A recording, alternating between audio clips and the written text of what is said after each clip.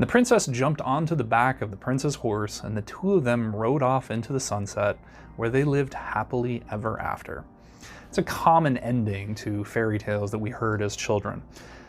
The problem is that it has created what I have dubbed the happily ever after syndrome in adults.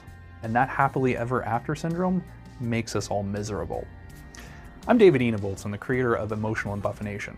You see, in the happily ever after syndrome, what happens is we get in the habit of always wanting that happily ever after scene. We always want to point off into the sunset and say, okay, that thing over there, as soon as I get that, then I will be happy. As soon as I leave my job and I go start up my business, as soon as I get that one significant other that I want, then my life is going to be different. As soon as I get that degree from school, then I'm going to be happy. Whatever that thing is, we're always pointing off into the distance and saying, that's my happily ever after. And I can't be happy until I get that thing. Until then, it's just going to be this huge struggle and I'm going to be miserable. The problem with that is you get yourself into the habit of always pointing off into the distance, and you're never happy now. And we all know that life is this massive journey.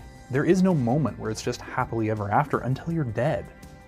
There is always something more going on. There's always new struggles. There's always new journeys. There's always something happening in your life, or your life has ended. So if you are not in the habit of finding a way to be happy in the moment, then you're always going to be miserable. And I personally don't always want to be miserable. You need to find a way to do that, but simultaneously, we don't want to ignore the future or the places we're going. So you need to find a way to strike this balance between I'm moving forward and I have these plans and ambitions, and there's that stuff over there that I do want to accomplish. I still want to move towards the sunset, you know, I'm a horse riding off, but that can't be the end of it.